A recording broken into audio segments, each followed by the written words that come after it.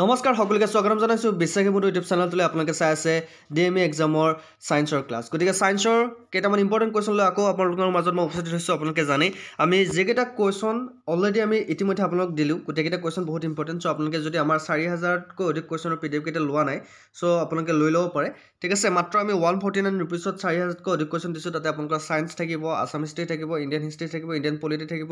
current affairs থাকিব গতিকে total আপোনালোকৰ 4000তকৈ অধিক কুৱেশ্যন আপোনালোকে লাভ কৰিব মাত্ৰ 149 ৰুপিছত ঠিক আছে চ' আপোনালোকে যিসকল আমাৰ পিডিএফবোৰ ল'লে অলৰেডি সকলোকে কৈছোঁ পিডিএফবোৰ ভালকৈ পঢ়িবা কমন পঢ়াটো 100% চিয়'ৰ যদি ভালকৈ নপঢ়ে তেনেহ'লে কমন নপঢ়িব আৰু যিসকলে আমাৰ পিডিএফবোৰ এতিয়ালৈকে লোৱা নাই ল'ম বুলি ভাবি আছে সময় বেছি নাই আপোনালোকে যদি পিডিএফ কেইটা ল'ব বিচাৰে তেনেহ'লে নাম্বাৰ এটা দিছোঁ এইটো নম্বৰত আপোনালোকে 149 ৰুপিজ পে' কৰি স্ক্ৰীনশ্বট দিব নাম্বাৰটো হৈছে 86386390 ঠিক আছে 686390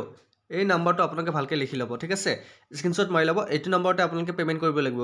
বেলেগ নম্বৰত পে'মেণ্ট কৰিলে আপোনালোকে পিডিএফ নাপায় 4000তকৈ অধিক কুৱেশ্যন আছে তাতে আপোনালোকে ল'ব পাৰিব ঠিক আছে চ' আৰম্ভ কৰিবলৈ লৈছোঁ আজি ক্লাছটো বহুত ইম্পৰ্টেণ্ট ক্লাছ আশা কৰোঁ আপোনালোকে ক্লাছটো শেষ কৰি চাব চ' প্ৰথম কুৱেশ্যনটো হৈছে the term heavy water refers to গতিকে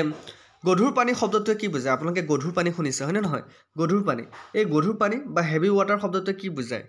অপশ্যনকেইটা চাই ল'ব অকণমান সময় দিছোঁ গধুৰ পানী শব্দটো কি বুজায় ice deuterium oxide distilled water at 4.5 degree Celsius চ' গধুৰ পানী শব্দটোৱে কি বুজায়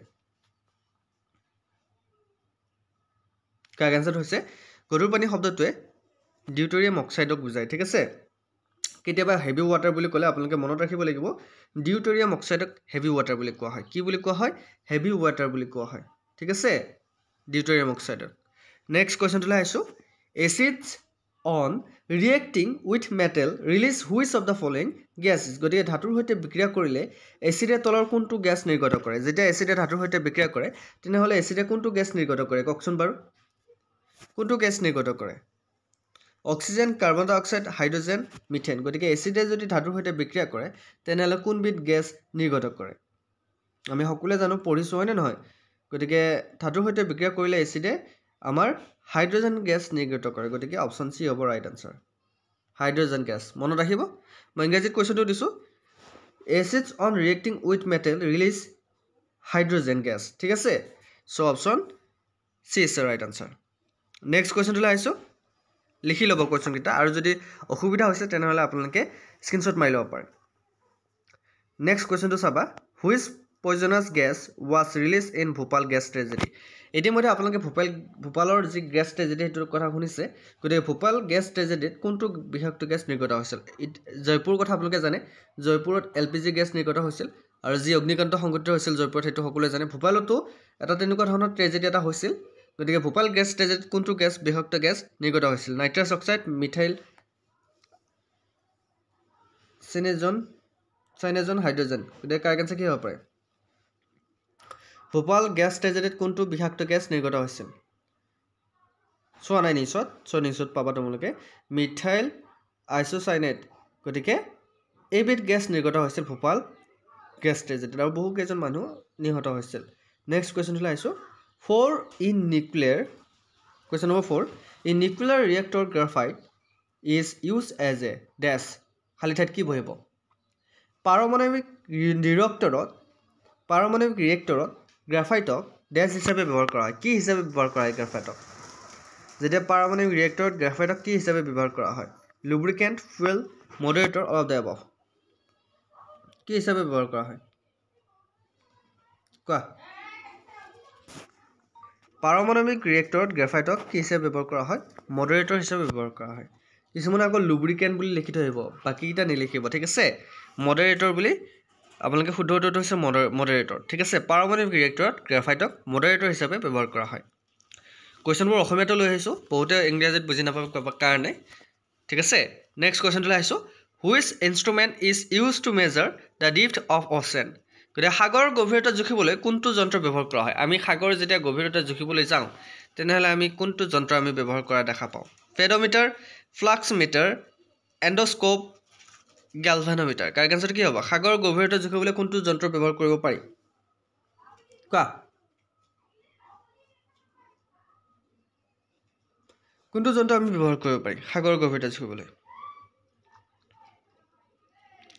কাৰেক্ট আনসাৰটো হৈছে ফেডোমিটাৰ আমি ব্যৱহাৰ কৰোঁ সাগৰৰ গভীৰতা জুখিবলৈ ফেডোমিটাৰ আমাৰ ব্যৱহাৰ কৰা হয় ঠিক আছে মনত থাকিব নেক্সট কোৱেশ্চনটো লাইছো 1 horse power is equal to এটা ঘোঁৰাৰ শক্তি কিমান হৰ্স পাৱাৰ আপোনালোকে শুনিছে গতিকে হৰ্স পাৱাৰ কিমান মান ওয়াটক হৰ্স পাৱাৰ বুলি কোৱা হয় 523 watts 746 watts 816 watts 719 গতিকে কিমান ওয়াটক 1 হৰ্স পাৱাৰ বুলি কোৱা হয় কিমান ওয়াট yes 746 মনত ৰাখিবা 746 equal to 1 horse power ঠিক আছে 1 horse power 746 equal to 1 horse power গতিকে 1 horse power কিমান থাকে কিমান ওয়াট থাকে 746 ওয়াট হেতু মনত ৰাখিবা নেক্সট কোৱেশ্চন লৈ আইছো what is the SI unit of Young's modulus of elasticity the Young modulus of elasticity SI একক কিমান কোৱেশ্চনটো ভালকে চাই লোৱা what is the SI unit of Young's modulus of elasticity ohm henry pascal hertz car answer কি হ'ব পাৰে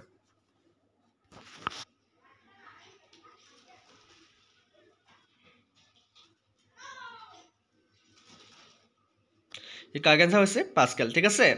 so কাৰ answer হৈছে pascal so what is the SI unit of Young's modulus of elasticity the correct answer is pascal option C is the right answer pascal ঠিক আছে Young modulus of elasticity SI একক হৈছে pascal next question লৈ আইছো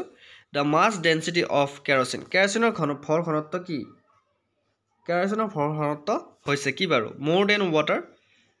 equal to water less than water none of the above correct answer কি হ'ব পাৰে the mass density of kerosene is correct answer হৈছে less than water পানীতকৈ কম গতিকে kerosene ভৰ ঘনত্ব পানীতকৈ কম পানীৰ ঘনত্ব বেছি কিন্তু kerosene ঘনত্ব কম গতিকে less than water option C is the right answer ঠিক আছে সো কোৱেশ্চন বোৰ কেনেকুৱা লাগিছে সায়েন্সৰ কোৱেশ্চন বহুত ইম্পৰ্টেন্ট হয় সো আমি এটা দুটা নহয় আমি এনে ধৰণৰ কোৱেশ্চন 4000 কৈ অধিক কোৱেশ্চন আগবঢ়াইছো তাতে আপোনালোকে অকল সায়েন্সৰ কোৱেশ্চনে নহয় সিলেবাস ওয়াইজ আমাৰ সকলোবোৰ কোৱেশ্চন কভাৰ কৰা হৈছে আপোনালোকে যদি আমাৰ 4000 কোৱেশ্চনৰ পিডিএফ এটা ল'ব বিচাৰে সো পিডিএফৰ মূল্য মাত্ৰ 149 रुपीस 149 টকা 149 টকাত আপোনালোকে 4000 কোৱেশ্চন পাই আছে আপোনালোকে জানে ভালকে পঢ়িলে কমন আহিব আৰু 85% আমাৰ কমন আহিছিল টেকনিক্যাল এক্সামত ডিএমই এক্সামত ঠিক আছে সো যদি আমাৰ পিডিএফ এটা ল'ব বিচাৰে আপোনালোকে এইটো নাম্বাৰত আপোনালোকে পেমেন্ট কৰি স্ক্ৰিনশ্বট দিব নাম্বাৰটো হৈছে 8638686390 আৰু যি সকলে আমাৰ ক্লাছ বুক কৰিব বিচাৰে বিনামূলীয়াকৈ আমাৰ ক্লাছ কৰা হয় আৰু আমাৰ পিডিএফত তোমালোকে যদি ল'ব বিচাৰা 4000 কৈ অধিক কোৱেশ্চন লাভ কৰিব মাত্ৰ 149 रुपीस নাম্বাৰটো লিখি দিছো এই নাম্বাৰটোতে তোমালোকে পেমেন্ট কৰিব লাগিব আৰু এইটো নাম্বাৰটো WhatsAppত স্ক্ৰিনশ্বট দি দিবা ঠিক আছে ওকে সো নেক্সট কোৱেশ্চন লৈ আইছো what is the SI unit of energy শক্তিৰ SI একক কি কোনোবাই ক'ব পাৰিবনে হাৰ্টজ জুল নিউটন পাস্কেল শক্তিৰ SI একক বহুত আহে কিন্তু শক্তিৰ SI একক কি what is the SI unit of energy so correct answer হৈছে জুল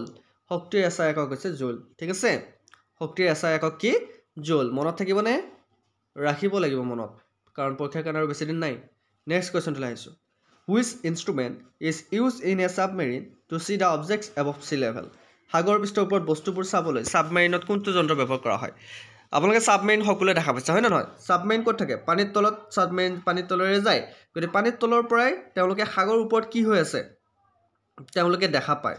গতিকে সাগৰ ওপৰত কি হৈ আছে তেওঁলোকে দেখা পাবলৈ কোনটো যন্ত্ৰ ব্যৱহাৰ কৰে পেৰিস্কোপ পলিগ্ৰাফ ফটোমিটাৰ পাইকোমিটাৰ কোনটো যন্ত্ৰ ব্যৱহাৰ কৰে কোৱাচোন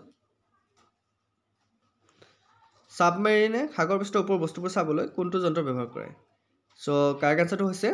পেৰিস্কোপ ব্যৱহাৰ কৰে কোনটো স্কোপ পেৰিস্কোপ ব্যৱহাৰ কৰে যাৰ ফলত আমি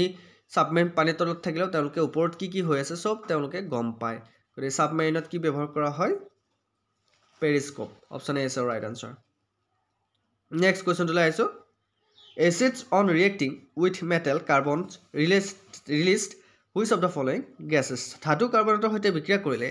এচিডে তলৰ কোনটো গ্যাস নিৰ্গত কৰে ধাতু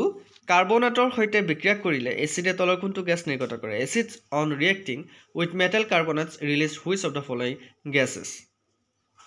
হাইড্ৰোজেন সালফাইড কাৰ্বন ডাই অক্সাইড প্ৰপেন হাইড্ৰোজেন কাৰ আনসাৰটো কি হ'ব পাৰে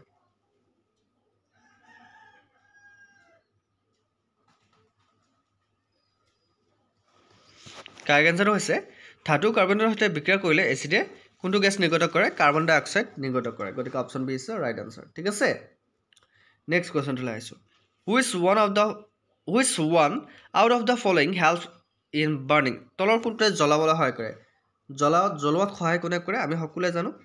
অক্সিজেনে জ্বলোৱাত সহায় কৰে কাৰ্বন ডাই অক্সাইড জুই নুমত সহায় কৰে অক্সিজেনে জুই জ্বলোৱাত সহায় কৰে গতিকে অপশ্যন বি হ'ব কাৰেক্ট আনসাৰ অক্সিজেন ঠিক আছে জ্বলোৱাত সহায় কিয়ে কৰে অক্সিজেনে কৰে গতিকে কোৱেশ্চনটো চাই ল'ব ইংৰাজীত which one out of the following helps in burning so correct answer is oxygen next question to লাইছো tomato contains which acid বিলাহীত কোনটো এসিড থাকে acidic acid citric acid methanoic acid oxalic acid so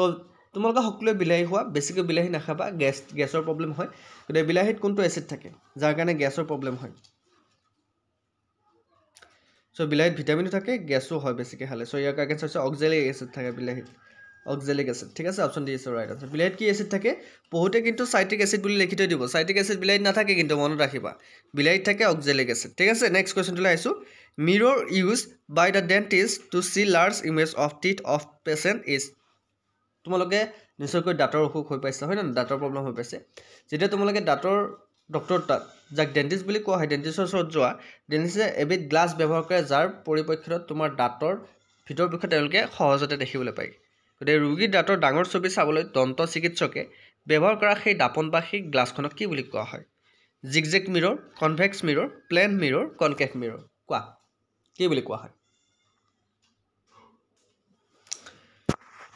আশা কৰোঁ তোমালোকে কোৱেশ্চনটো বুজি পাইছা হয় নে নহয় so এই কাৰেক্ট আনসাৰ হৈছে ডক্টৰে কি ব্যৱহাৰ কৰা হয় ডেন্টিষ্টে কনকেভ মিৰৰ ব্যৱহাৰ কৰে যাৰ পৰিপ্ৰেক্ষিতত তোমালোকৰ দাঁতত যদি কিবা প্ৰবলেম আছে তেওঁলোকে সহজতে দেখা পায় ঠিক আছে সো ডেন্টিষ্টে কোনটো মিৰৰ ব্যৱহাৰ কৰে কনকেভ মিৰৰ নেক্সট কোৱেশ্চনটো আহিছো which part of the human ear collect sound from its surrounding গতিকে মানুহৰ কাণৰ কোনটো অংশই ইয়াৰ চাৰিওফালৰ পৰা শব্দ সংগ্ৰহ কৰে আমাৰ কাণত এটা যন্ত্ৰ আছে যন্ত্ৰ বুলিয়ে ক'ব লাগিব কাৰণ আমি চাৰিওফালৰ শব্দ আমি তোমালোকে যদি চকু মন কৰা বহুত দূৰৰ শব্দও তোমালোকে শুনিব পাৰিবা ঠিক আছে গতিকে মানুহৰ কাণৰ কোনটো অংশ ইয়াৰ চাৰিওফালৰ পৰা শব্দ সংগ্ৰহ কৰে কোনটো অংশই পিনা কৌশিলা এনভিল হামাৰ কাৰেক্ট আনসাৰটো কি হ'ব পাৰে ক্লাছটো কৰি ভাল লাগিছে নাই তোমালোকৰ কিবা এটা শিকিব পাৰিছে নাই আমাৰ লাইভ ক্লাছো আহে কেইদিন লাইভ ক্লাছটো তোমালোকে যদি কৰা নাই কৰিবা 7 বজাত আমাৰ লাইভ ক্লাছ আহে আৰু ৰেকৰ্ডিং ক্লাছ যেহেতু এইটো সো ক্লাছটো যদি কৰি ভাল লাগিছে এটা সকলোৱে লাইক দিবা চেনেলটো সাবস্ক্ৰাইব কৰিবা ঠিক আছে আমাৰ ৰেগুলাৰলি ক্লাছ পাবা তোমালোকে মানুহৰ কাণৰ কোনটো অংশ ইয়াৰ চাৰিওফালৰ পৰা শব্দ সংগ্ৰহ কৰে ইয়াৰ নাম হৈছে পিন্না নামটো মনত ৰাখিবা পিন্নাৰ কাৰণে আমি চাৰিওফালৰ শব্দ আমি শুনি পাই আছো পিন্না ওকে নেক্সট কোৱেশ্চনটো লাইছো what is the chemical name of chalk তোমালোকে সকলোৱে ঘৰত বা স্কুলত ব্ল্যাকবোৰ্ড দেখা পাইছা ব্ল্যাকবোৰ্ডত যদি লিখিব লাগে আমি চকৰ ব্যৱহাৰ কৰা হয় গতিকে চকৰ ৰাসায়নিক নাম কি হ'ব পাৰে calcium sulphate calcium nitrate calcium phosphide calcium carbonate চকৰ ৰাসায়নিক নাম কি what is the chemical name of chalk option কেইটা চাই লোৱা কোনটো হ'ব চকৰ কেমিকেল নেম কি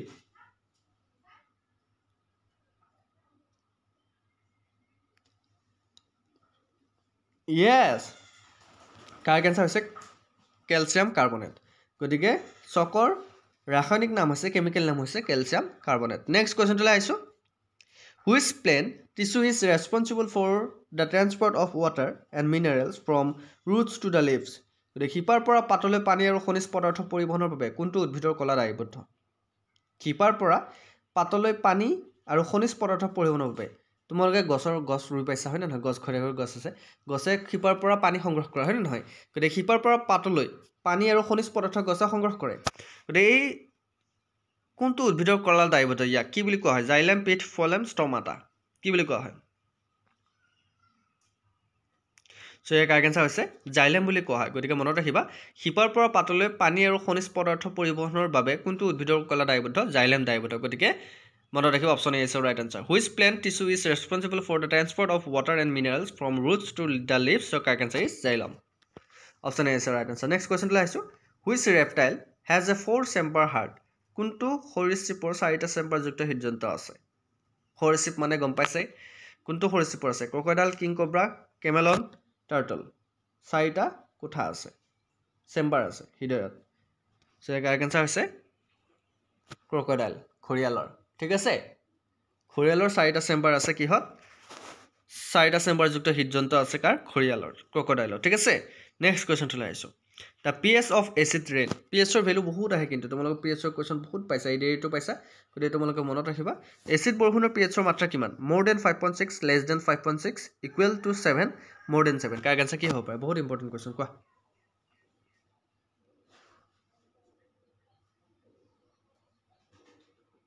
So pH or এচিডৰ মাত্ৰা হৈছে 5.6 ঠিক আছে